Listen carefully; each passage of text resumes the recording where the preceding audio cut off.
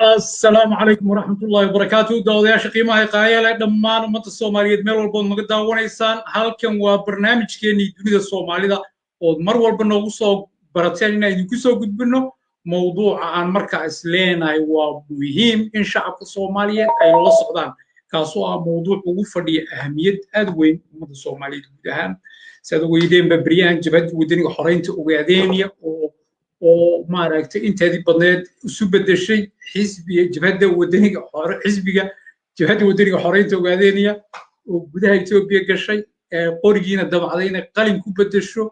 ayaa waxaa jiray buuq yar safgarawaa u dhaxeeya madaxda ma xubnaha madaxda kaasoo saameyn yar ku yeeshay taageerayaasha xisbiga runtiina dadku ay kala duwanaadeen qaabka wax u socdaan. barnaamijkeena maanta waxaan ku soo qaadanaynaa waan qaada dhigaynaa runtii anoo ah runtii observer suxufi ama muwaadin Soomaaliyeed oo la socday isbedbedelada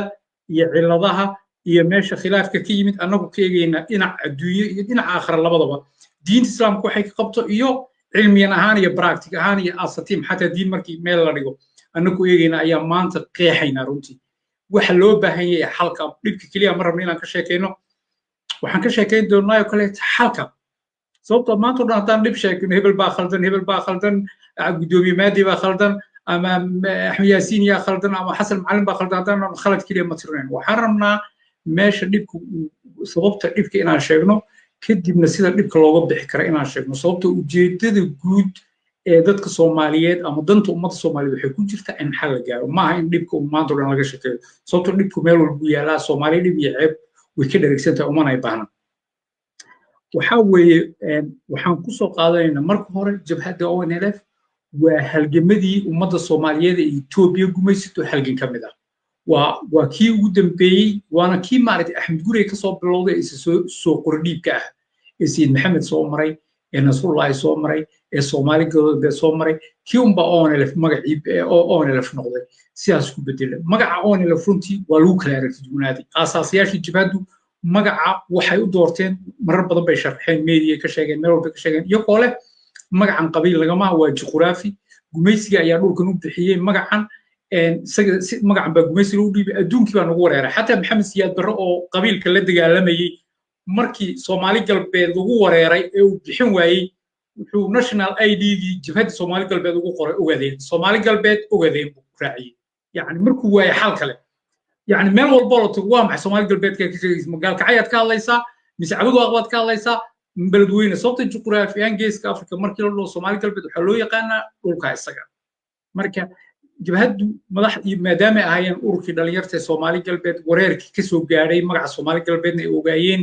Soomaaliyana loo arkayo Soomaali galbeed hadii loo inay dhul ballaars u socoto iyo magaca ogaadeen u adeegsatay qabyaalad jacayl iyo qabiilkooda inuu magaciisa la isticmaalo marna kama hayn dabcan way jiri karaan shakhsiyadda u fikray way ku jiri karaan شخص حنا قبيل كم يجي يسكع عاشق صومالية بين الأخو لكن أنا الفيول كده وحقها إن ضد الصوماليات اللي جميستو حقوقه دي لودي دنيا هاي إثيوبيا نمد لودي دنيا هاي النبض إن يكون أولادان لودي دنيا إله سحر إنه عابدان لودي دنيا ضد كأن الظلم يكسران تاسكلي وها الشيخ عالم وين صوماليات الشيخ شريف شخصيا يعني شريف عبد النور واد مقليسين مر حرم كله تري أو شريف عبد النور لما كان مجا قبيل بوطان وحيلين مجا قبيل إن يعني وضن كحريننا ما إله الجهاد وحيلين أوجد ناشونال ليبريشن فرونت عالم كي الصوماليات عرب ورنا دقيسة ما كان نحفظيه ودين تلقى برتاتا شريف عبد النور واسيبي وحيلين إن دولك ضدك مسلم كهذا حرية يا واجبه بقول قف مسلم دولكيس أما قبيل هالنقطة هوت أما جفا هوت أما وحرب هوته قفك مسلم كدولكيس هدوب ظلم بكجرو أو ما عرفت ودم كدلمية إن لو برمضة واجب ما عرب إلى مقاتل أما وادين يقاضوا أما بحر هير هبل قاضوا أما وضعه ماشي ربط قاضوا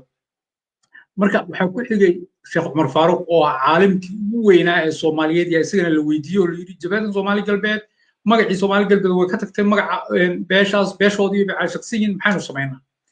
ومد الصوماليات ومسلم والظلمان وظلم يجميس كجرت وجميس ياس سيدي وأركيين ربا إنه رسيست كوسمين قف والبو مسلم هجرب استوي وانا حق لكمان هربان كرارنتي ويوضع عدين علماء أنت قلبي النظيف لكن صومالي بين ما صومالي قبيل وقرن كودي ودن قرن كي وتاجر سنة جيس كأفريقيا كعوني ويان حساس ويان ودفايسف ومقع صومالي إن سكول الراعين قبائل بدن بجيس جليو جري ورانا كانوا شيء وانا كانوا كاني مقعين وبحنين قبيلتين وبحنا مركو حياة بدن باصور عي أنا مركو يصوب باللاوتي لحنا بمركو بالوضي gudaha Ethiopia soo galeen doorashadii koobaad ee dhulkaas ka dhacda si dimuqraadiyada ay 83 indhahooda 5 ah Ethiopia oo dhan iyo Soomaaliya oo dhan ay ku guuleystay 83% markii baarlamaanka u badatay madaxweynihii ugu horeeyay miiska wuxuu saaray aftiin shacabka Soomaaliyeed laga qaado baarlamaanka Soomaaliyeedna halkaas wuxuu ku ansixiyay in dhulka Soomaaliyeed shacabka Soomaaliyeed afti dhaba laga qaado iyo ansixiyeen مال الزناوي إثيوبيا وضمن الرئيس قلبيت كتير وحوي أدو وعروضنا رنتا أيضا وحين بلنق قادن أونر في الجيس والبجبنا وكل شركة عنك جذي كدعي ومال الزناوي يقول يا قبيل كوجادين كسيب وضيع قميدي ضلنا ماشي بالك يعني وضياشي مال الزناوي ودارتي دار عب بالسود دارتي مالك السجع وماشات قشي وماشات قشو مال الزناوي مالك أيك غير جولاتي ندا عرف وقصي هذا كي من مغيسان لكن بلن إله وحين كقاضي إنا مد ومي يمد عن راعي أين كردي وحداس ديب ويدان هذا والأمر كي قادم ويسان وحول ومل الزنا وصار راعي وضياش مركو صومالية وقتها جزيال بهاي قد يدها مسيرة ضد كل بالله ما هين ضد عصرنا ما ينهين هذا العضب وحيكون مرنا تاكتا مرنا تورتا شعب كان صومالية ولي ينقميس كسوجري ظلم بكسوجري حدقود بوكسوجري أنا كون وحنا أمسنا إن شعبك يكا حرية دودي يأيهود إنك تشتان لا أقول إثيوبيا ولقدنا مين نقول ولقدنا حقوق هذا مين هلا هكا مركي الإسكال دقي مال الزنا ودجالكي إن هول مان كإعلامي shacabkii Soomaaliyeed in la gumaado waxa way umula doox dagaal umula dooxa afarta beenijo xuduudadu xiray waxa way waas miraadlay goday magaalada waa magaalada waas ku ahaa magaalada suuqa la dhigay la waray hilibkiisi waxa way maxamed cumar tube magaalada qabridaara la waray gudoomiye gobolka qorraxisaas oo kaleete magaalada qabridaara la waray waxa way sheekh ibraahim cabdulla gudoomiye jabhadda oo neelaf wardheer intii lagu weeraray yaa 86 mujaahid oo rag dhalinyaro iyo carruur isugu jirtay yaa maalinka maaragtay kitaab ku maray inaan gudoomiyahoodii magaaladoodii lagu taabanayn oo godka u galay marka si u dagaalamayeen ciidanka Itoobiya lagu jabiyay magaalada wardheer sheekh ibraahimna halka uga soo baxay isagoo bad qaba laakiin magaalada wardheer dhiigu maaragtay sidii webiyaashu u soo rogmaday oo neelaf dagaalka lagu qasbay deegaanka Soomaaliyeed xukumaysay dagaalku waa lagu qasbay they had no choice wax maaragtay khiyaar ah oo ilaahayeen male Itoobiya dimuqraadiyadna ma ogola aftina ma ogola shacabka Soomaaliyeed xuquuqdiisana ma ogola waana adoonsanaynaa maqla marar badan baa la isku dayay wada hadal iyo wada xaajood dhammaan ergooyinka wada hadalku way gowracday dagaalka wuxuu noqday mid qasaba oo in la galay tahay oo way sababay adduunka jaaliyadaheedii baa fiday meel walba shanta qaaradood ee caalamka isku ballaarisay meel walba waxay noqotay cudud muuqata waqti Soomaaliya qabiil soo haysto oo daarood iyo hawiye iyo dir iyo hebel iyo la soo wada haysto oo Soomaaliya fawdo ku jirto oo cid u birmanaysa inay jirin bay runtii dagaalka gashay laakiin afarteedii mabda bay taagneed oo ah midnimo minti isku tashi Allahu akbar yani inaan midnimo minti iyo isku tashi ilaahay oo tala saarno runtii ilaahay mowqifka adag ee istaagan ilaahay oo ku liibaanay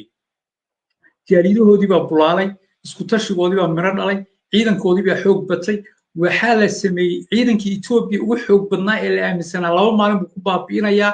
in lagu xiray xariyahoodii lagu soo ooday in la gaarsiiyo ciidanka waqtigii jabhadda Soomaali galbeed 77 ciidankii xoog dalka Soomaaliya intuu la gelin camal lagu celiyo ciidankii Itoobiyaanku waxa lagu qasbay inay maaragtay habeenkii cuntada looga soo adeega banaanka oo magaalooyinka si xor u dhexmari waayaan oo neelfna ilaa harar bay isku ballaarisay meel walba canshuuraha inay qaadato ayay bilowday wayna ka adkaatay almost ciidankii Itoobiya afka ciid u dirtay laakiin shir ballaaran oo dhacay oo dawladda Ingiriisku hormuud u tahay yaa loo sheegay ninkii Malazanawi waxa lagu yiri annaka Soomaali ka naqaan oo soo gumaysan jiray Soomaali qori wadata ka adkaanaysa ciidankaaguna ciidan la dagaalami kara wiil Soomaaliyeed oo mabda aaminsan oo xaq ku taagan suurtagal marna ma aha haddaad rabto inaad Soomaalidan ka adkaato waa inaad u samayso ciidan lidib la famroodi iyo kala sujibiya waa inaad ciid ilaa iyaga ku aaminto markaas ciidanka Itoobiya ama Malazanawi ma aaminsan qof Soomaali qorintii loo dhiibo walaalkaas soo dil inuu aqbalay marna ma ixtiqaasin uu ka cabsanayay bal maleeshiyaadka magaalada dhex jooga iska waardiyeyn jiray Ingiriiska wuxuu yiri nolol kale ma jirto wadanku way ka qabsanayaan haddaadan u samaynin ciidan hubaysan oo qabaa'iladooda ah oo shakhsiyaad soo xushay intaad u dhiibto hubkii aadan iyaga isku dirin oo iyaga isku karbaasho oo iyaga isku garaacin oo la ficilka maraysa liyu booliska la asaasay maalinkaas si daacada loo tababaray la maalgeliyay dawladda Ingiriiska qaybta ugu weyn qaadatay in ciidanka isaga la siiyo ciidankaas waxa la siiyay freestyle inay waxay arkaan ay dilaan wax alaala waxay arkaan qofkay ka shakiyaan qofkay marayaan waxa weyn baa dhacay waxa soo dhan la soo maray Malazanawi mar walba wuxuu qabsadaa 3 bilood baan ku soo abjaraya oo neelf iyo saan baan yeelaya iyo halkan baan maraya ilaa markii dambe waa awoodi waayay markii dambe waxay noqotay inuu dhaw kuwan ma ka adkaan karo ilaa aan Soomaaliya Djibouti Puntland dhulka Soomaaliya oo dhan ilaa la ii hiiliyaan markuu wuxuu sameeyay wuxuu cabsi geliyay qabaylada Soomaaliyeed soo qabiil ugu garaacay wuxuu ka sameystay Soomaaliya maamul goboleedyo calood soo shaqaystayaal oo fuliya oo ka baqaya haddaad taageer wadan qabiilkii Soomaaliyeed taageer waayeen wuxuu dhahay qabiilka kale taagan oo ka siin iyo kana ku qabsan doona Soomaaliland wuxuu ku xuxinayay reer laas caanood baan hubaynaya haddaydan saan raba ida yeelin reer Puntland wuxuu ku lahaa Soomaaliland si u soo socoto garooway fariin ku qabanaysa haddii saan raba ad yeel weydaan reer galmudugna wuxuu ku lahaa wallahi bilaa Umar Maxamuud baa soo talaabay xuduud ku Soomaaliyeed fariin ku qabanaya haddaydan ila shaqeyn iyo kana sidaas la eeg ku lahaa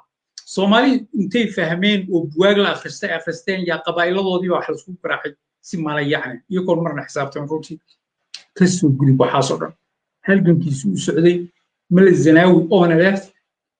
dhulkii markay qabtay liyu booliskaas aad u adeegsaday maamuladii Soomaaliyeed oo neelf waa la wiiqay wadooyinkeedii baa la wiiqay meel walba lagu waarsaday Djibouti baa soo xaraysay maatideedii carruurteedii haweenkeedii waxaa soo xaraysay somaliland waxaa soo xaraysay puntland waxaa soo xaraysay koonfur galbeed cid walba oo soomaaliya onalf waxay noqotay maaragtay sida masciideedkii bay noqotay yani xaarmas bay noqotay la raadiye meel walba yaa onlf markii dambe onalf markay dhammaatay xataa qabiilka ogaadeenka in la raadiyay tagtay waxaasoo dhan aynu kasoo gudubna onlf waxay markii dambe aasaastay xisbigii ururadii bdf-ka ee 6 qowmiyadood ahaa mudaharaadyadii waa kay dhaceen mele zanaawi isagoo ooman yoolkiisii geeska afrika inuu qabsado ku fashilmay ayuu khadka ka baxay isagoo oo yoolkiisii u lahaa soomaali inuu gumeeyo oo xeebaha soomaaliyeed boqor ka noqdo soomaaliya oo dhan gacanta ku dhigo onlf marka waxay ku hayd istaakulo way dhaawacday isbaaro u taalla ahayd isbaaro uu mar walba maamulada soomaaliya suu raba inuu la dhaqmo xitaa uga cabsaday noqotay mele zanaawi marka isagoo oomanoo sakaraada ayuu baktiyey markuu baktiyey kadibna wayna weynay etoobiya way kasii dambeyn weyday tplf maanta waa ka buuraha lagu ugaarsanaya aragtaan magaalooyinkoodii dhulkoodii saraakiishoodii mujrimiintoodii waxoodii dhan lagu ugaarsanaya sababto waa sunnatu rabbi ilaahay baa wuxuu leeyahay adduunyadu waa yowmun laka wa yowmu calayk maalin aday marti kuu tahay maalin qofka kaleete haddii maalinkaaga aad cadaalad fasho ood fayr noqoto oo dadka ixtiraamta ilaahay wuu kuu dheeraynaya wuu kuu barakaynaya magac iyo taariikhna waad yeelan haddii laakiin ilaahay markuu awood ku siiyo aad jirto dabada kala qaado dadka aad xasuuqdo dadka aad dulumto adaad anaa ka geysan anaa ka ragnimo badan saan rabaan u dhaqmi dumarka iyo carruurtana aad laysobtan xadiis waxaa jira nabigeena calayhi salatu wasalaam uu leeyahay ciidan dumar iyo carruur xasuuqay marna libin arki maayaan ciidan dumar iyo carruur xasuuqay ciidankay rabaan ahaadaan ilaw may asxaabadii xataa ahaadaan ciidanku mar hadduu dumarka iyo carruurta ku xadgudbo ilaahay wuxuu u ballan qaaday ciidanka inuu jabo yuu ballan qaaday tplf ilaahay baa u ballan qaaday wayna jabtay suxunba u jabtay kasoo gudub waxaasoo dhan onlf etoobiya way isbedeshay abiy axmed wuxuu ballan qaaday in dhammaan mucaaradkii oo dhan ay nabad wax ku raadin karaan waqtiga etoobiya tplf ku buurtay onlf waxay gaadhay iyadoo ilkaha laga guray runtii oo soomaaliya oo dhan etoobiya oo dhan reer galbeed oo dhan intay isugu tageen boolbool loo furfuray ciidankeedii cagta la mariyey sababtoo ah nin walaalkii raadinayo ma dhuuman karo nin walaalkii waarsanayo ma dhuuman karo dadkay xoreynaysa onlf yaa iyakii cadow u noqday oo gumaysigii la jirsaday oo xornimadoodii bay lid ku noqdeen onlf marka waxaa u muuqatay war miyaynu la dagaalami karnaa jabuuti somaliland puntland koonfur galbeed ahlu sunna muqdisho weliba markii dambe dowladdii federaalka xitaa aaweydeen qalbi dhagax sidii loo soo dhiibay miyaan la dagaalami karnaa soomaalidii aan dhulkooda u dhimanaynay soomaali waxana waarsanaya ee gumaysiga nooga helinaya waqtigan xaadirka aynu abiy axmed tijaabino inuu ogol yahay nabadii dimuqraadiyadda cadaalad waa kii onlf gudaa gashay waxaa cad abiy axmed dimuqraadiyad ma ogola jawaari iyo oromadii oo dhan waa isaga xabsiga ku guray sababta doorasho haddii etoobiya ka dhacdo yani waxaa helaya codka oromiya helaysa oo majority ah marka qowmiyadda amxaarada abeyna waa qowmiyadda amxaaradu la safan yahay iyo wadamadii taageeri jiray oo iskaashanaya waxay iska dhaadhiciyeen oo dhaheen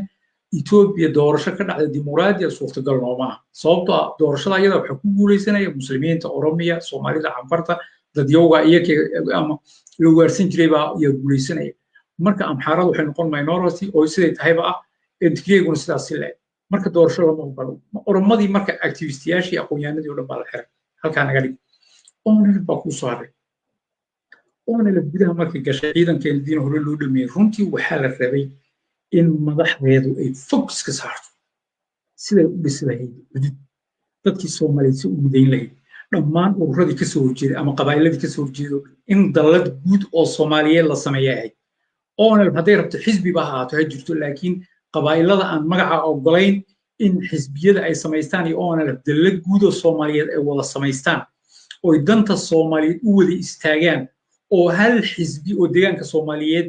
oo soomaaliya oo dhan matala oo qabiil walba iska dhexelayo si cadaalad oo fairna loo qaybiyo welibana iyadoo aad loo xaqooda la siinaya qabaa'ilada tirada laga tirada badan yahay yay ahayd runtii onlf oo iyadu hormud u noqoto hawsha iyada deegaankii ay iyadoo taageerayaasha badan ku leedahayna ay xafiisyadeed iyadu maamulato iyadoo onlf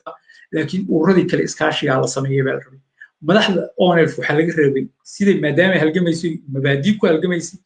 inay qeexdo xisbinimada barnaamijkiisa oo qeexan laysku raaco xubnahoo dhan lagu qanciyo oo laga gada baa la rabay runtii waxaa dhacday in onlf ay iyadoo waa xisbi baan ahay leh haddana ay leedahay maaragtay gobonimo doon baanu xornima raadinaynaa arrin suurtagalna maaha arrinta iyada adoo etoobiya dhex jooga oo xisbi etoobiyaana oo nabad baan qaadan oo qalin baan wax ku raadsan yiri haddana maanta oo dhan inaad ku hayso xornima raadinayaa iyo ogaadanya xuruud suurtagal maaha ana alla xornimadan dib u dhig hadda process ka soo horeeya wuxuu yahay madaxda ONLF inay fahanto today waxaa tahay xisbi Ethiopian oo isdiiwaan geliyay xisbi Soomaaliya laakiin Ethiopia ha ku gumaysto ama waxaad rabto sheeg madaxda waxaa la rabaa inay waaqiciga isaga dadka wajahayso roolka kaliya xisbiga ONLF maanta u yaala waxay ahayd inay shacabkii maskaxda laga dhaqay ee beenta laga dhaadhiciyay ee la adoonsaday ee la bahdilay ay ma aragtay Soomaalinimadii sharaftii diintii dhaqankoodii culturekoodii ay soo celiso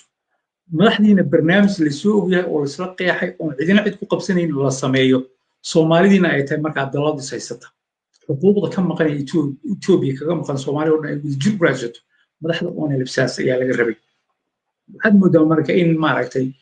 qob yar intii loo dhigay ONLF ay maaragtay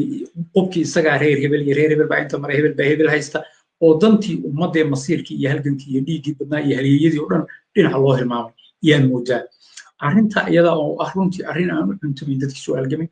arrintii dadkii soo dhaawacmay aan u cuntumayn loona baahan yahay isbeddel degdega in la sameeyo waxaan rabaa qodobkan ciwaanka ka dhigtay inaan dib ugu yaro noqdo kaasoo ah khilaafka ONLF ama ishaysadka ONLF meeshu ka soo bilaabay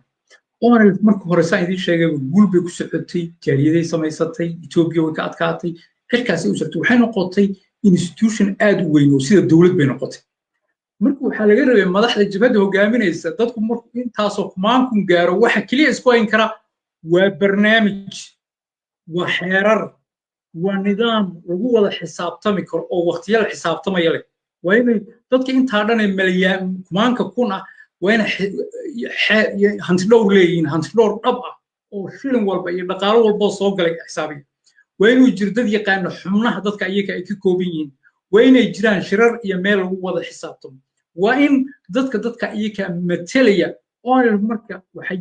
awoodi weyday si ay libinta u gaadho ama xornimadii uga miro dhaliso waxay awoodi weyday inay jabhadnimadii nidaam dowladnimo ugu gudubto oo sidii ay samaysay Sri Lankaba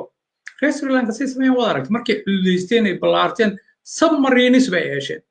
diyaar dhaqaale intaasoo kambaniyaal bay yeesheen dad cududay noqday markii dambe India iyo China iyo Jinni baa ku goobtay oo ka adkaaday maahane iyo cududooda cudud ka weyn baa la dul saaray laakiin waxay noqdeen dad cagahooda ku tag ONLF sidaas laga rabay laakiin ONLF waxay awoodi weysay nidaamkii jabhadda ahaa ee afartii wiila duurka wareegaysay ah iyo ka dhammaan weyda halkaan bay maanta kala shakhsiyo kooban oo madaxda jabhadda ah yaa isku koobay taladii oo dhan waxay u arkeen iyaga sida ay la muuqato marka ay dooranayaan hogaaminta ay dooranayaan ma doortaan aqoontuu leeyahay xirfaduu leeyahay shaqadan ma qaban karaa ummadii ma kula xisaabtamayaan xataa soo magacaabaan ma la xisaabtamayaan sababtoo waxaan ognahay aqoon shahaado in la haysto qasab ma wada laakiin waxaa jirta qof walba oo bini'aadam markuu ogyahay in lala xisaabtamayo oo la dabagelayo uu dadaalayaa laakiin qofka haddii intii xil loo magacaabo in lala xisaabtamay oo magaciisa ka haysto iska soo fadhiyo maanta oo dhan oo bariiskiisa iska cabo oo xilkaba u haysto in wax la cabo dhaqankan maaha dhaqan ONLF ku leeyahay waa dhaqan Soomaali oo dhan ay leedahay Djibouti waa sidaas ka jirta odaygan Cumar Geelle iyo afar caruur uu dhalay oo gabdhiisa qabay halkaas shaahan bay iska cabaan reer Djibouti silc bay ku nool yihiin cid u fikraysa mala cid la xisaabtamay sababta taladii oo dhan iska isku soo koob Somaliland saas way kii mar walba yimaada halka isku koobay maanta oo isaga iska rootiyeysanaya shacabkii Somaliland wax dantooda ka shaqeynaya waa dhaqan Soomaaliyeed bay noqotay arrintan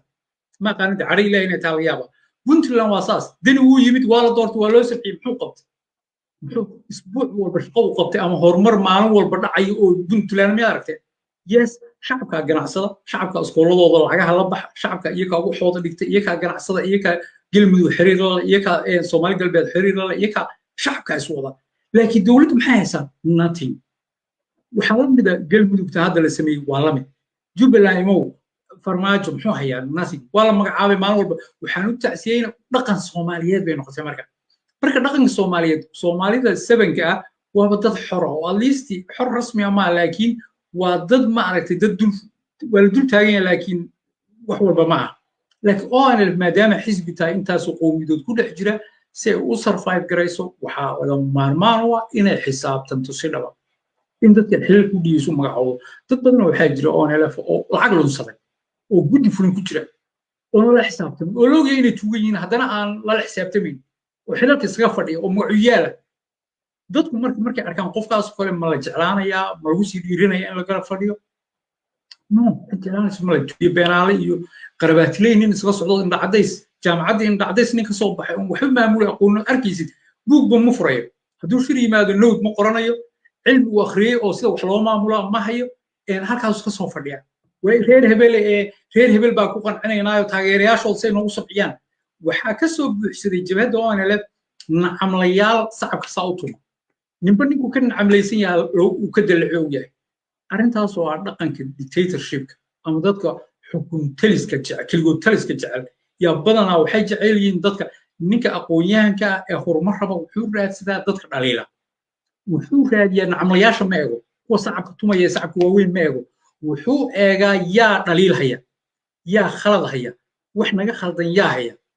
yaa dadka caadin diintun waa saas weeyaan iyo wadatashi joogto ah sababta cilmiga iyo aqoontu nin meel walba ku fiican male hogaamiyuhu meel buu ku fiican yahay laakiin meelo badan buuna ku fiicnayn marka waa inuu helaa tiimkii buuxin lahaa meeshuu ku fiicnay taas ayaa loo baahan yahay marka waxaa ONLF ay ku khaldantay way ku fashilantay dadka noocaas xunxun xilalka waaweyn haya qaabka loo qaado waxaa weeye waa xisaabtan in la sameeyo guddi xisaabtan oo aqoon-yahano ah oo nin walba 3 bilood miiska soo saara oo maxaa qabatay buuggan iyo qalinka noo qeex waxaad qabatay xageed ka qabatay degmadeed ka qabatay tuuladeed ka qabatay waa in la dhaho marka saa loo qabto ninka waxba aqoonin waxba qabanta muxuu sameeyo waa inuu khad ka baxay noqonaysaa maxaa booskii soo bedelaya nin walba wuxuu ogaanaya in lala xisaabtamayo inayna meeshan joog ahayn inay meeshan tahay masiir ummadeed baa noqon dadkuna isma khilaafayo barnaamijku uu qeexaya waa la yaqaanaa maxaynu samaynaynaa halganka qalinku muxuu yahay halkan qalinku wuxuu yahay inaynu xarfiisyo xisbi meel walba ka firano dalad guud oo Soomaaliyeed samaysano dantii Soomaaliyeed laga wada shaqeeyo Itoobiya xuquuqdii nooga maqan aan raadsano jaamacado aan furno hoteelo aan furno goobo caafimaad aan furno ceelal biyo aan samayno beero aan samaysano yacni markaa waxaad noqonaysaa xisbi dadkii wax taraya wey xisbi wax soo saaro productive aa tahay meesha hadalka maalin walba aad maaragtay aad lahaynayo hadda maalin walba waxaa dhacda ONLF way shirtay baa lagu leeyahay waa shirtay laakiin way shirtay wax dhaafsiisan ma laha way shirtay wax dhaafsiisan ma laha hadalku talk is cheap maamaaba waxay dhahdaa yacni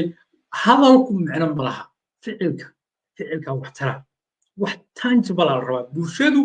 waxa ay u baahan tahay waa tangible maanta ceelkaa biyood baan qolay maanta madrasada quraankaan furay maanta dugsiga sare halkaa ka furay maanta isbitaalkaasaan furay maanta beerta weyn baan sameeyey maanta dhulkaasoon la beeran jirin baan sameeyey beer malab baan sameeyey inta dhulku waa qani wey ganacsi xoolaan sameeyey meel kawaan suuqa xoolaan يعني حزب كرييتيف وعلى الربي إن حزب ينقبيس وشقية جواسيس تا حزب جايلانج كوسمي وحصو صارا وعلى راسكم مير والبو صومالي مران إسهايستو وبراكتيكال على الربي وماشي معه وبطلت ينتهول كل مصر شري سيد محمد باوايري محمد أحمد قوري باواوي وردتكو أحمد قوري وكده علين سيد محمد وكده علين وقت قوضينا لما تشوف dadku waxay u baahan yihiin wax maanta la jaan qaaday what ay maxaad maanta qabanaysaa maanta qorshahaagu muxuu yahay barnaamijkaagu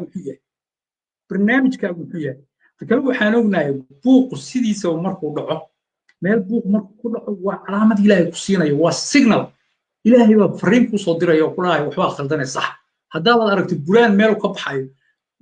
nabigeena calayhi salaam waa la weydiiyey waxaa la yidhi waa maxay wanaag markaas wuxuu yidhi wanaag waa wax qalbiga ku farxo haddaad aragto meeshaad joogto dadka wada habbi ah wada qosliya isjecel dhabanada iska dhunkanaya walaalayaal is haya oon wax is eedaynaya wax saysta jira meesha wanaag baa ka jira haddaase aragto dad wejiyo macbuus ah midba midka kale tuurtahay waxbaa khaldan marka waxaa khaldan see loo raadiyaa wey dabcan adduunka oo dhan lama wada qancin karo dadka oo dhanna isma wada raaci karaan laakiin at least waa in 70 60 80% dadku inay dhinac u wada socdaan weyaan madaxda jabhad waxa looga baahan yahay inay ogaadaan leadership wax kala ma waa khaadim bulsho wey leader dhamaystiranna ma jiraan waxaa loo baahan yahay mar walbo bulaan soo baxo in dadkii loo soo celiyo oo la dhaho maxaynu samaynaa buuq waa yeedhay waa la sayaa maxaynu isku haynaa saynu uga baxnaa su'aalaha dadka maaragtay wax maamul sax u jeedana waxaa lagu bartaa bulshadoodii la wareystaan oo la tirsaa aqoon-yahanadoodii bulshadoodii sheegaan war maxay saynu wax u saxnaa halkan saynu u gudubnaa marxaladan saynu ku saxnaa markaa kadib ayaa waxaa la sameeyaa markaa kadib ayaa dadki iyakaa sheegaya sida wax loo saxayo sida wax loo hagaajinayo iyo sida lagu gaadhayo horumar intaba iyakaa kuu sheegaya iyakaa dooranaya barnaamijkii markaad samayso barnaamijka xisbiga barnaamijkiisoo qeexan oo dadka laga dhaadhiciyey oo qaabka loo shaqaynayo iyo qaabka loo waxinayo hadda tusaale ahaan baa idiin sheegaya oo aan shirkii guday ka dhacay doorashaa ka dhacday doorashadii qaylaa ka dhacday doorashadii dadka qaar waxay dhaheen qaab qabiil bay ahayd oo laba gruub baa ahayd oo madaxa siisi waan ognahay weligeed doorasho markay dhacdo waa la isqabtaa doorasho markay dhacdo badanaa waa la isqabtaa wax hadduuna tu islaami oo boqolkiiba boqol ahayn waxaan kaloo dhan waa la isqabtaa in la is eedeeyana waa wax iska caada dhib malaha laakiin waxa weeye isqabashadu badanaa waxay socotaa inta doorashada ka horan laakiin mar haddii qofka guulaysta gacanta loo taago waxaa fiican qofka in lagu daba faylo oo la taageero ayaa muhiima laakiin maxaa loo baahnaa markii la soo baxay dhaliilahay lahayd doorashadaas oo dhan in miiska la soo saaro laga wada tirto xeer iyo sharci wixii oo dhan saxaya la dejiyo sababta doorashada kale maalinkay timaado haddii wixii aan la dejin lagu yimaado waa disaster in lagu kala tagay noqonaysa suurtagal maaha marka mas-uulka guddoomiyaha markaa la doortay hadduu lex jeclo kale yahay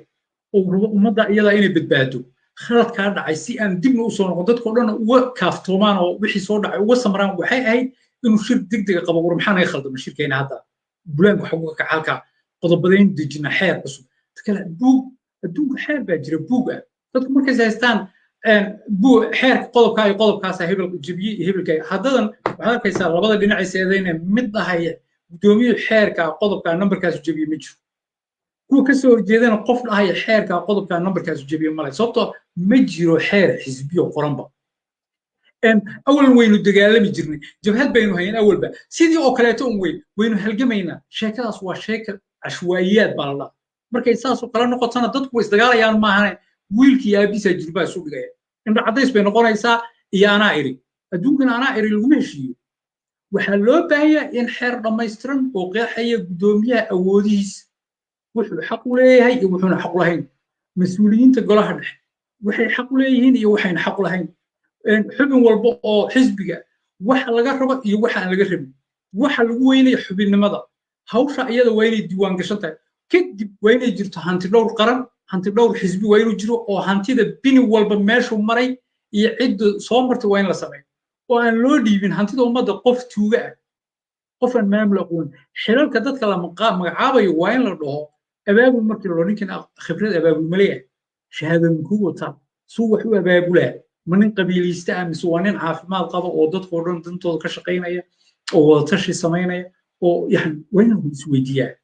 haddiise qofka xilba kaba dhig shahaadada mooto waxa mooto waa laska magacaabay waxaa loo baahan yahay ismagacaabida kadib in looga taba tago xisaabtan in la dhaho muxuu qabtay saddexdii biloodba isu kaya keen maxaad qabatay hebel sabuurda lasoo istaajiyo dadkao dhan oo wada arkayo khubaro hortaagan tahay de ninkii jaahila uu isku meeraysanaya meelaha kulbashaa u cabay waqtigiibaa dhacay waxba muun qaban waxa maa qaban xilka tiiri qof kaleeto cusub lagu bedelo iyadoo la soo baaray yaa shaqadan ka bixi kara yaa hawshan qaban kara waa in la soo dhaho oo welibana aynu noqon guddoomiye keligiis ka magacaabin waa inay jiro guddoomiyaha finalka la siiyo dad badan inay kasoo arbixeen dadka shaqadan u qumi kara kasoo bixi kara waa in hebel iyo hebel iyo hebel baa maaragta shaqadan kasoo bixi kara la dhaho guddoomiyuhu joysaska kala duwan qofku uu siday marka ugu mudan yahay inuu sidaa ku magacaabo wey waa xisbiga waa sidaa taa wey arrintan waa qaacido generaala weeyaan oo dadkao dhan iyo caalamkao dhan iyo xisbi walba laakiin mar walba qofku isagoo PhD haysta iyuuna waxba maamuli aqoonin waxaa jirta kartida laftigeeda loo wada dhashaa hadda siyaad barre jaamacadna kama soo bixin dug sarena inuu kasoo bixin bay u badan tahay talyaanigii uu boliis usoo ahaayoo marmar la soo shaqayn jiray haddana inta soomaaliya shahaadooyin soo martay qurbo soo maray oo dhan isaga ka maamul wanaagsana sababtoo dadku weydiin jiray talada si guud buu dadka soomaalida u abaabulay abaabulkiiba mirahaad aragtay dhalay ee Ethiopia nafka ciida loo diro Soomaaliya oo dhan inay aabba tiraahdo in shilinkii Soomaaliga ay halka dollarka isla ekaadaan in dhulkii Soomaaliya green laga wado waxaas oo dhan waxaa keenay sababtoo leadership sidiisaba waxaa looga baahan yahay inuu dadka fikir dhex dhigo ururiyo saydan la tahay san wax ku qaban karnaa sababtoo oraanba carabiga waxay dhahdaa al-ilmu bayna talaamiid aqoontuba ardada dhexdeeda ku jirtaa nin walba in buu haystaa nin walba warqad buu haysta inaad kasoo qaadaal rabaa oo isku ragto sida basel ku aragtay alaabtan yar carruurta ku ciyaartee la gidgediyo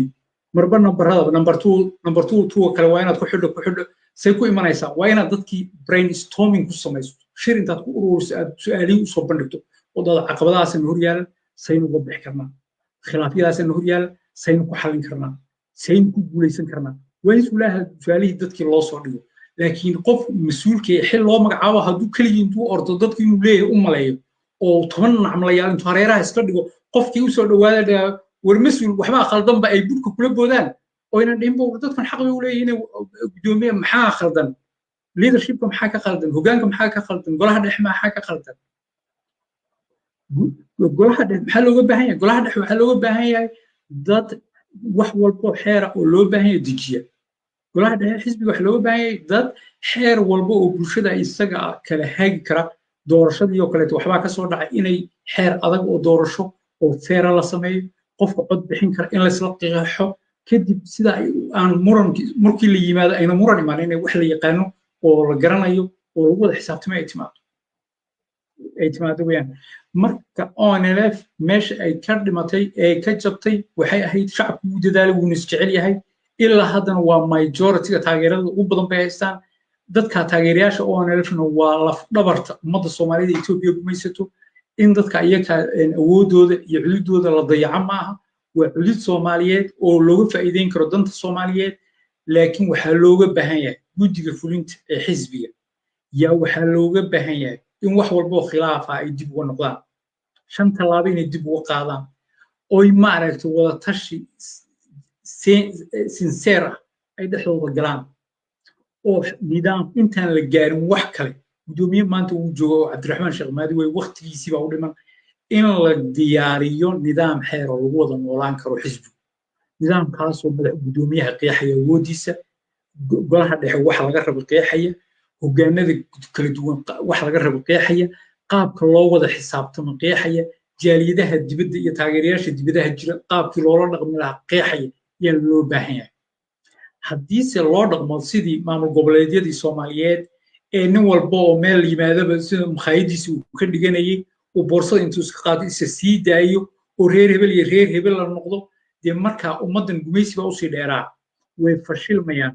waxaa weeye wixii loo soo halgamay iyo agoontii iyo dadkii dhaawacmay dadkaasoo dhanna maaragtay way baaba'ayaan marka waxaan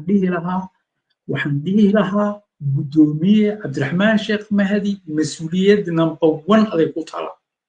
mas'uuliyad waxaa laga baahan yahay go'aamo kharaar oo geesinimo inaad qaadato inaad muujiso inaad tahay ninkii jabhadana asaasay oo lagaga baahan yahay inaadan saamixin in xisbigiina uu maanta meel khalad ku dhaco sidaa darteed gudoomiye waxaa lagaga baahan yahay inaad khilaafkan dhaqso aad usoo afjarto xeer kala weeye xeer qeexan oo qof walba awoodiisa qeexaya oo qofkii khaldan qof walba uu garan karo meeshu ka khaldamay in xeerkaa buugga la qoro kaasoo qeexaya xubnaha bannaanka jira doorasho hadday timaado ciqaab hadday noqoto iyo yoolka waxa la qabanayo laftigeeda laakiin haddii qaabka hamatulhamaga ah ee bilaa qorshaha ah ee kaalaya yaacne dad Soomaalida qaar waxay dhihi jireen ila meeraysaa bariyaan socotay hadalkii halku dhagi ila meerayso maaragtay afro ay ku heesaysay sheekada ila meeraysada camal ee maanta oo dhan hebel ogsan oo shir baa dhacay hebel shir aan wax ka soo baxay la aqoonin waxa shir ha dhaco ma xuma dadkii abaabulka hawlaha qabsada laakiin shirun kaliya ma practically maxaa isbedelay maxaa la taaban karaa what's tangible dad intay meel kulmaan heesaan sayid maxamed baa waa yiri halgeen waa inaan hor socona waa fiicantiin waa la dhaqaaqay haddana 3 bilood ka dibay waa hadal buu noqonayaa hadalna cid uu wax tarayo gaajana waxba kaagama taro horumarna waxba kaagama taro xornimana waxba kaagama taro practically what's done maxaa practical horumar oo la taaban karaa oo ummadii midnimadeedii hadday noqoto dhaqaalo oo abuuraya deegaan walba ka samaysan maskaxdoodii ka mida cilmi ah sababtoo maanta waxa laga yaabaa hadda waxa la rabay xisbigu inuu leeyahay idaacad ku baxda afka maxariga idaacad ku baxda afka Oromada inuu meediyo degmo walba iyo tuulo walba ka soo waramayso uu leeyahay baa la rabay intaas madraso oo intaas caruur agoontii iyo jajabkii waxa la rabay dadkii halgankan u soo dhintay nin walba tuuladii uu ka soo jeeday in guri looga dhiso oo la daryeelo oo laga warqabo waana la awoodaa in ila dhaqaale loo abuuro laakiin arrimahaas yaa qaban kara wey su-aasha loo baahan yaa qaban kara maxaa qaban kara qofkii inta maskaxaya nin iska fadhiyo oo intuu magaca hebel hogaankii hebel baa tahay maalin walba shaaha maaragtay istanbul la soo fadhiista qiiqda ku haya oo shaaha maanta reer hebel ku hayo halkaas maanta anu reer hebel baan ahay adiyaa tahay adna reer hebel ku hayo no ma anfacayso waxaas saa xornimo laguma gaarayo xisbi guulaystana laguma noqonayo sharafna laguma helayo waxaa loo baahan yahay dadka golaha dhexe noqonaya dad sharaf leh dad hano leh dad soomaalinimadoodu ay caddahay dadaan wiilka oromada iyo wiilka amxaarada inay siman yihiin oo geeska afrika ku wada nool yihiin oo isku xuquuq yihiin mooyaane marna aan aqbalaynin ka hooseeyo oon madax hoos foorinayn oon dad iska ammaanaynin soomaaligu qof ka sarreeya oo ka badan dadka soomaalida ma jiraan soomaalida dhulka ugu qalisan bay degan tahay 40 milyan oromada iyo soomaaliduna soomaalidu haddayna ka badnayn kama badan soomaalidii waxa keliya looga badnaada ee ku jabtay waxaa weeye bad leadership hogaamin xumo soomaali qayrkeed ka reebay iyo qabyaalad aan caafimaad qabin weli dadka soomaaliya dad qabiilistayaal maya waxay laayihiin hogaankii ka daweyn lahaa bes markii in yaroo wanaaga ama hogaan wax yaroo tallaabaa hore u qaaday arkaan soomaali qabiilku way hilmaanta haddana qabyaaladaboo soomaali meel ka jirta ma jiraan dadka soomaaliya already they are interconnected shantood soomaali way wada xiriiraan gaarisa ilaa nairobi way wada joogaan jigjigo way wada joogaan hargeysa way wada joogaan muqdisho way wada joogaan baydhabo way wada joogaan kismaayo way wada joogaan meel ayna wada joogin male jabuuti way wada joogaan waxay laayihiin hogaamiye practical oo wax u qabta marka waxaan kusoo baaqayaa onlf nidaamkay qaban laadahay nidaamkii dowladeed ee lagu socon lahaa waxay rabtaa qaabkii jabhadeynta iska juungalaynta inay ku socoto juungalayntaasna maalin walbaa la isdagaalamo maalin kastaa la ishaysan maalin kastaa madax sababta cid juungalayn yeelaysa ma laha cid maaragtay anaa iska haysanaya onlf saan rabaan iska dhaqmiyo nin tuugaan jaabka ku wadanoo nin maaragtay qabiilistaan wadanaya oo no ma soconayso saas ma soconayso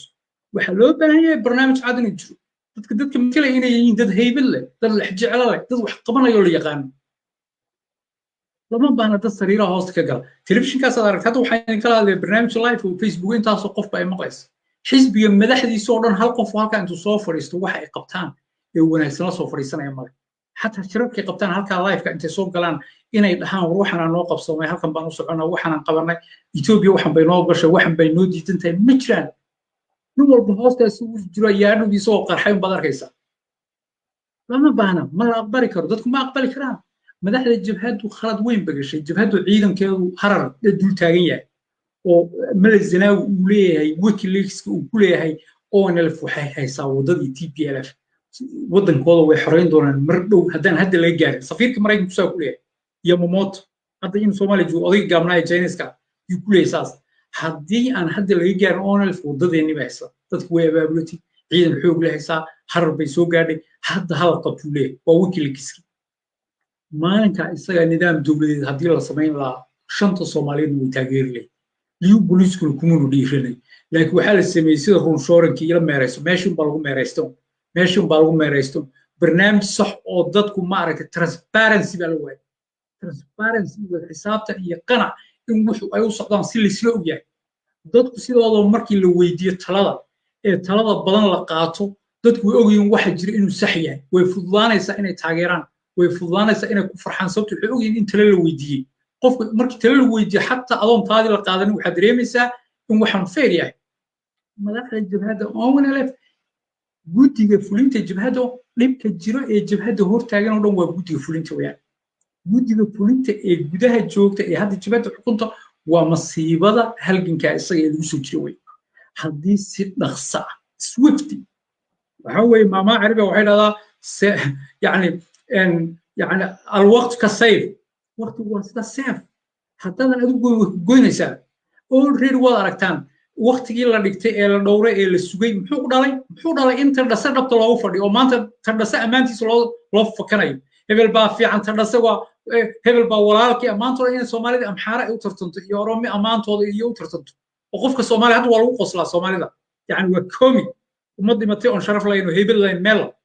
ilaa muqdisho ilaa meel walba ilaa hargeysa ilaa meel walba wiilka yar ee tigreega iyo wiilka amxaarada wiilka uraagada ayaa ka faanaysa soomaalida حتى قوميدي كونفورت إثيوبيا يرى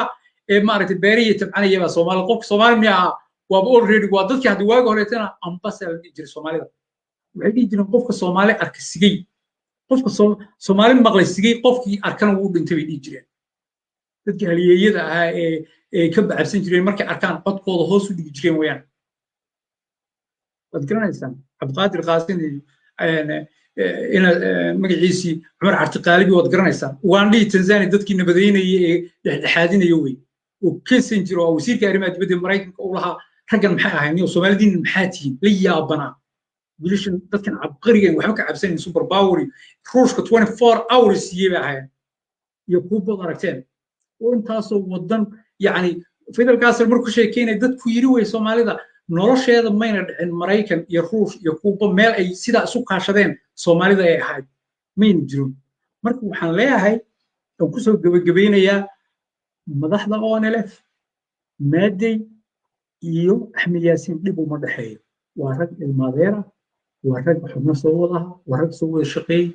waxa u dhexeeya waa ibliis hadduu dhex galo waa gooni iyo niyaddooda oo xumaan hadday geliyaan ama qabyaalad ha noqoto ama damac ha gelisay laakiin danta ummaddu ma qaybinayso dadka iyaga waxaa loo baahan iyaga laftooda in shaydaanka iska naaraan ha eegina idinku waad caafimaad qabtaan waad ordaysaan rag baa xiniyaha beelay rag baa curyaamaa oon shaqo aadi karin rag baan iyo gabdhaan reero yeelan karin oo halganka dartood u sameeyey haddaad idinku carartaan oo idinku wixii burburisaan dadkii iyaga maxaa lagu samay agoontii dadka aabbayaashood qadyadan u halgameen markaad ku dul carartaan idaacadaha maalin walba mikrofoonada soo qabsataan idinkoo wax yaroo idin dhexeeya awoodin inaad xalisaan maxaa dhacay what will happen arrinta marka aan leeyahay waxay tahay in madaxda ONLF wayna ogaataan arrintan waad ku soo daahdeen aad ila meeraysada ah ee maamul xumada ee transparent darrada ah ee wada tashi la'aanta ah aad baad ugu raagteen waayo waxaan ugu dayn jirnay waxaan islahayn war meesha de Ethiopia joogtee dagaal baa socday hallina laakiin maanta dagaal ma socdo dhabtii tadhasaa lagu fadhiyaa tadhasaa wax walba go'aaminaya Ethiopian baan nahaa meel walba laga fadhiyaa Ethiopia markay dhacdo mudaharaada loo mudaharaadaya nabadaan jirin oo warqad ku qornayn baa loo dabaaldegayaa okay good mar hadday saas tahay waxaa weeye runta la isu sheegayaa runtu waxaa weeye way kharaadhay laakiin waa muhiim waxaa loo baahan yahay in la tixgeliyo dadkii qadyadan u soo dhintay qadyadan reer hebel ma yeelan karaan shakhsiyana ma yeelan karaan gruubna ma yeelan karaan qadyadan waa qadyad soomaali oo dhan u dhaxaysa dan soomaaliyeed bay mar walba inay ku qodsanta tahay dhulkaa iyo dadkaas soomaaliyeed si xuquuqdoodii loo soo dhixiyo waxaa looga baahan yahay xisbiga ONLF in uu seriously u xisaabtamo raggan magacyaalka ee sawirada ee dadka hortaagan in shaqayn karin in waxba qaban karin in meel ka soo hadli karin in barnaamij cad sheegi karin shaashadahaas sidaan ugu hadlayo way kasoo hadli lahayn hadday og yihiin inay yihiin karaama leeyihiin sidaan u qayle anoo hadlaya xaq baan hadlaya hadduu erey walbo hadlayo waa dahab wey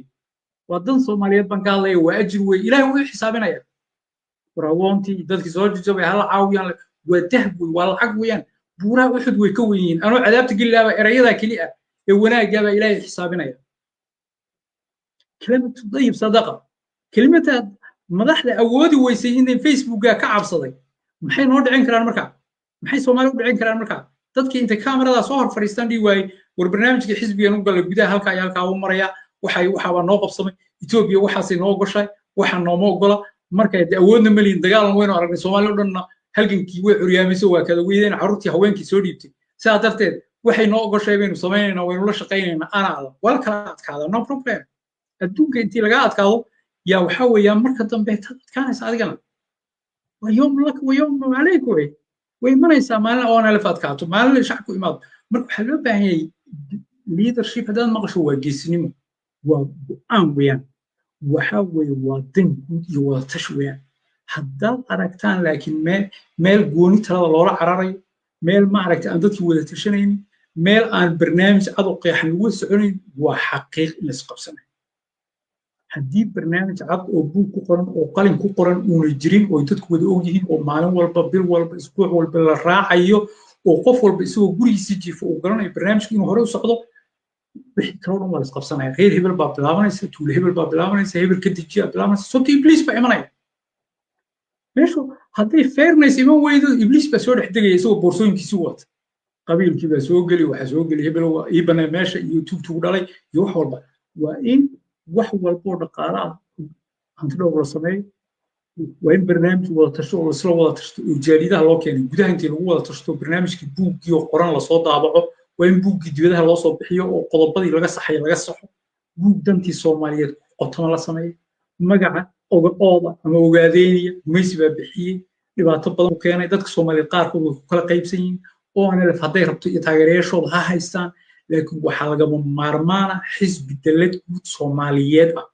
way jirtay mararka qaarkood waa la sameeyey laakiin hadal ma dhaafto waxaa loo baahan yahay xisbi dawlad Soomaaliyeed oo deegaanka Soomaaliyeed matala oo wadani ah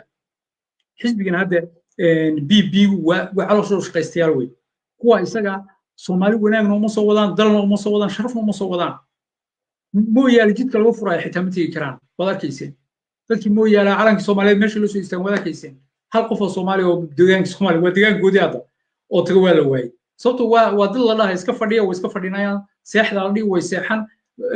sitiba carruurteeda la leynaya kama hadli karaan marka dadku waa noocaas marka maxaa loo baahan yahay xisbi wadani Soomaaliyeed danta Soomaaliyeed matala aan cidna ka cabsan aan cidna xirin hebel baa maxaara iyo hebel baa Oromo iyo hebel kana midnaan dhig oo Soomaali aqoon yahaniinteedu dhan iyo culimada diinteedu dhan ay ka mid yihiin oo danta Soomaaliyeed tagan baa loo baahan yahay xisbigaas marka wuxuu noqonayaa mid loo soo istaago noqon mid aqbal ku leh shanta Soomaaliyeed ku noqon mid wuxuu noqonayaa Itoobiya hadalkiisa ay dhageysto ma mid albaabka laga soo dharbaaxay ma maalin walba waa Abiy Ahmed uu ixtiraam siiyay mid wuxuu noqonayaa meesha soo galaan iyo hadalka Quraan aad loo dhageysanayo marka waxaan ku soo gabagabeynaa runtii dhowrka qodob baa ugu muhiimsan maanta inaan gudbiyo oo conference-kan ay ugu jiray meesha yare maaragtay wareegga sida rati macsar shiiday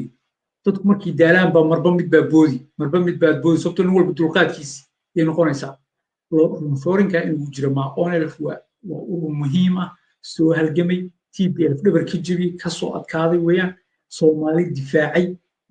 hadday noqoto kuwa Itoobiya gumaysto iyo hadday noqoto kuwa shantaba sababtoo meles barnaamijkiisii dadka istaakula ku noqday onelf ay meel walba xumaantiisa sheegay ilaa ay ka banjareen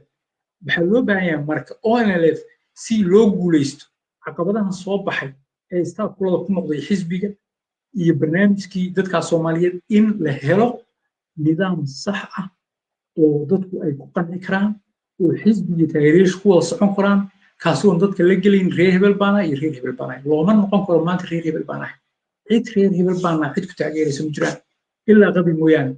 Soomaali waxay u baahan tahay mabda iyo barnaamij lagu wada socdo oo danta Soomaaliyeed u khidmeynaya ee loo baahan yahay waxaana dadku dhammaan ugu baaqayaa xubnuhu khilaaf ugu jira waana khilaafku dadku musiibo u arkaan laakiin khilaaf waa lagu guuleystaa khilaaf markaad aragtaan ha eegina dhibka uun keliya waxaad aragtaan khilaafka marka la xaliyo miraha ka dhalan kara mar walba oo khilaaf dhaw nimankan Eritreyaanka buur yar oo nagfal la dhahay ka bilaabeen halgankooda asmar ay dul tageen way iskhilaafeen way isqabsadeen waagi hore muslimiinta xukumi jiray iyo hogaami jiray markii madax isla galeen masiix iyo muslim iyo waxa laga soo ceyriyay asmara markaas waxay ku soo noqdeen buurta ka bilaabeen buurta maalinkii ka bilaabeen bay ku tashteen marka barnaamij bay dejiyeen sidan oo kale ahayd intay soo fashilmeen yay maalinka dambe dhaheen war maxaa naga khaldan barnaamij baa la dejiyey qof walba oo xubina oo ka mid ah Eritrea wax laga rabo uu xornimo doono qaabka lacagta loo dhiibo kuwa gudaha iyo kuwa dibaddaba in dadkoodii oo dhan baa waxay noqdeen marka barnaamij qeexan oo buug qoran oo nin walba kaalintiisa uu garanayo cid la murmaysan maaha waa fair muslim masiixi wax walba oo tahay dantoodii waa isku wada xidhan tahay halgankeedii waan wadayna lacagdii waxay ku dadku markay saa isu waafaqaan ee barnaamijku u saxmana lacagtu waa iman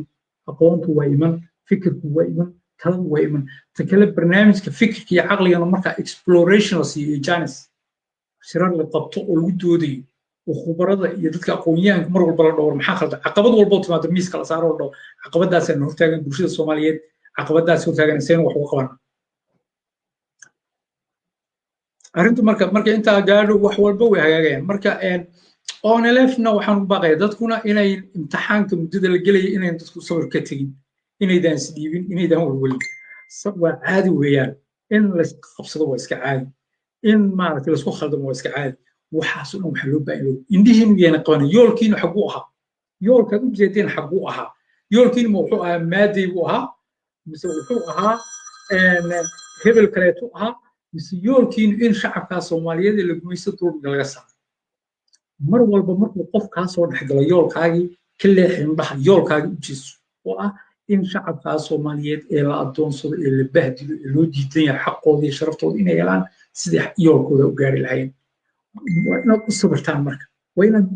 kiniya khiraan u liqdaan mararka qaarkood waa in adoo arko qof khaldan mararka qaarkood qof khaldan waa inaad taageerto si aad qof saxa u yimaado qof saxa u yimaado reer Puntland Cabdullaahi Yuusuf waad weydeen rag badan oo dhacbaaba jira rag badan oo walaalahay budilay lahaaba jira haddana madaxweyne markuu noqday Jubbaland tiirarka u dhigay maanta waa arkay dimuqraadiyadda aragtay gaadheen inkastoo weli runshoorinka aan ka hadlay ay ku jiraan laakiin waxaa suurtagal ah leadership saxa Puntland hadduu yimaado ama Somaliland hadduu yimaado inay dowlad waxaan dhaamin oo rasmi ay dhisi karaan barnaamij rasmi ay samayn karaan Cabdullaahi maalinka haddaan la aqbal lahayn hadda wakaas afartii sano waa la bedelay nin cusub baa imanaya nin wal cusub baa imanaya sidaasoo kaleeto wey maaday ma joogayo muddo mucayan uu leeyahay waa in barnaamijka focuska la saaro dadka waxa qaybinaya kala dilaya la isku dilay waa barnaamijka ma aha maaday ma aha hebel ma aha hebel barnaamijka in la iska saxo wey dadkuna waxay isu haystaan waa barnaamijku markuu saxmo wuxuu dhan baa saxmay cid haysanaysa male maaday wuxuu noqonayaa qof qeexan wuxuu hayo goortu hayo iyo meesha la tegi hadduu shaqo fiican qabto waa loogu daray hadduu shaqo fiican qaban waa inuu tegayaa marka waxaa loo baahan yahay in dhammaan haddii la rabo khilaafka jira in la saxo waa in maaragtay la sameeyo waxaa weeye walaalkan baa su-aasha ay weydiiyey su-aal sababta loo rabo in caasimada jigjiga looga raro maxay daba taagan tahay waxaa weeye arrintaa jigjiga in la raro runtii jigjiga caasimad weyn weeyaan ama ha laga guri ama yaan laga gurin sida maaragta caasimad iyada la eg loo sameeyo waqtiga qaadanaysa aad u dheer laakiin go'aanka waa go'aan umadeed buu noqonayaa ma noqonayo go'aan koox ama group ma noqon karto runtii taa iyada ma garanayo jigjiga laakiin already way ka gudubtay waa magaalo maaragta meel istiraatiiji ku taala waana caasimad aad weyn oo Soomaaliyeed wey runtii xataa yani way dhici kartaa caasimada waa la bedelaa mararka qaarkood caasimad hiblaa baa caasimad kale laga dhigaa wadamada qaarkood waxay sameeyaan caasimadaha dalkay ku dhistaan wadanka baa caasimad baa laga dhigi waa laga raray hadda wadanka Kazakhstan oo kaleete marka horeete hadda magaalo kaleetu lahaa caasimad aan jirto way soo bedeleen magaalo kale keeneen way horumariyeen marka wadamada qaarkood caasimadaha way qayb marba meel bay geeyaan si ay maaragtay ay horumar magaalooyin ku dhismaan way laakiin jigjiga waa meel istiraatiiji ah waa isgoys Soomaali oo dhan iyo oromana u dhowdaa runtii aad u fiican walaalaha Soomaaliyeed meel walba joogtaan waxaan idin rajaynayaa in maaragtay la wada tashto in danta Soomaaliyeed loo wada istaago in qofka khaldan la qabto in nacamlayaal aan noqonin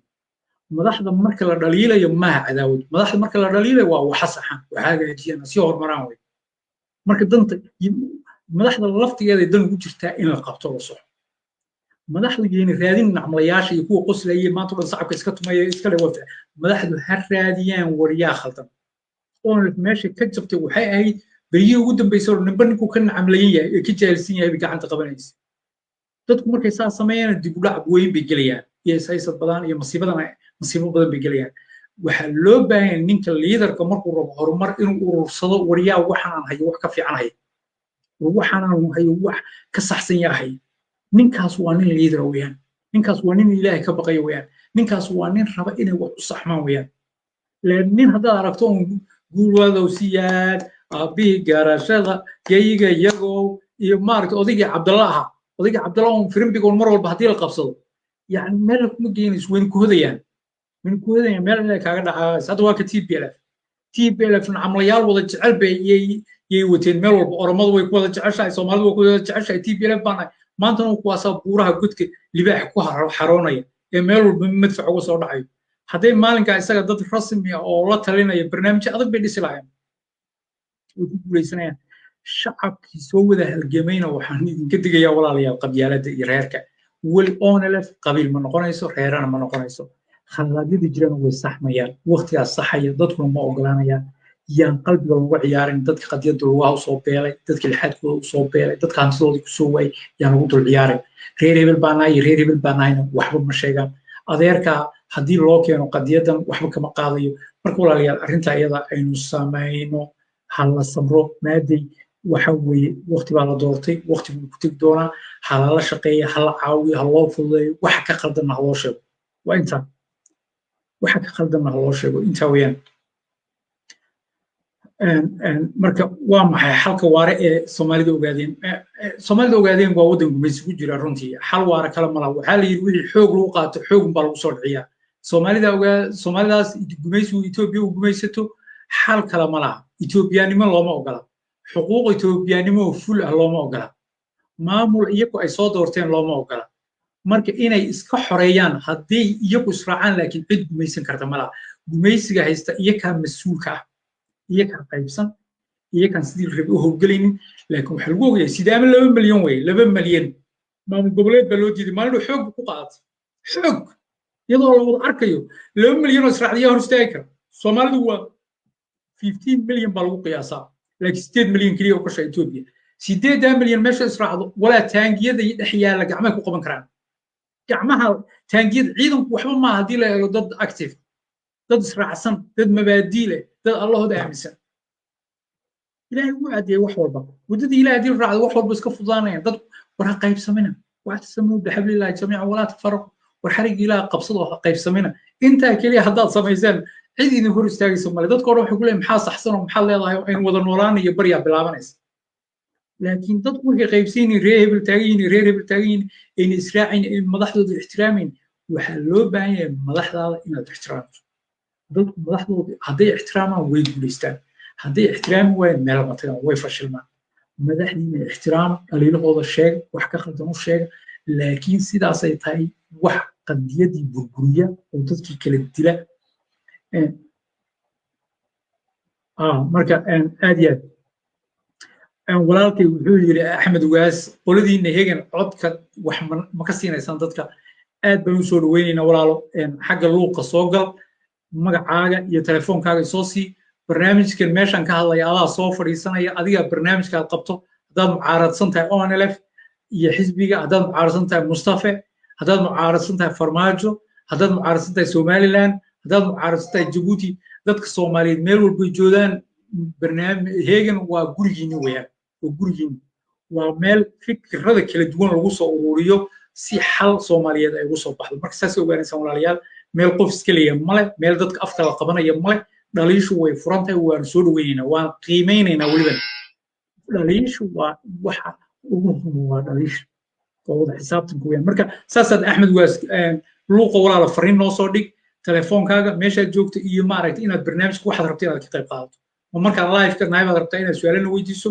إن الله ربنا أنت مش صفر استضاد كوسا من صوت الضاد بدن بعد سمينا سومالي دورشة دي بسودو قاب دولة فدرال كوش خايسان كدولي دونا بنتلان بنكال دونا سوماليلان بنكال دونا جبلان بنكال دونا كونفور قلبيت قلمود marka walaalayaal Soomaali oo dhan meel walba joogta aqoon-yahanadeeda culimada diinteeda qof walba oo wax ku soo biirin kara waan soo dhaweynaa aad baad u mahadsantiin inta barnaamijkan mid la mid ah ku kulmi doono waa anigoo ah Khaliif Cabdi Cali oo idinkaga tagay inta ay nabadgelyo waan ku dheeraaday hadalka muddo badan waan hadlayay laakiin barnaamijkeenu uu sii socon doonaa doodaheena way socon doontaa dadka Soomaaliyeed inaan walaalnimo ugu baaqno midnimo ugu baaqno wada xisaabtan ugu baaqno horumar ugu baaqno مرة أوكي وحاول ولا إن ماشن هيجن قال ميل فرين لقى صدر أجرا مركب فرين ولا صدر لقى صدر أديات بين السلامة يا فرتون شو ولا لمانتي برنامج كني تسوق جاي أد بين السلامة يا أحمد واس وحاول ولا ماشن هيجن ويب تي في قال هيجن ويب تي في أما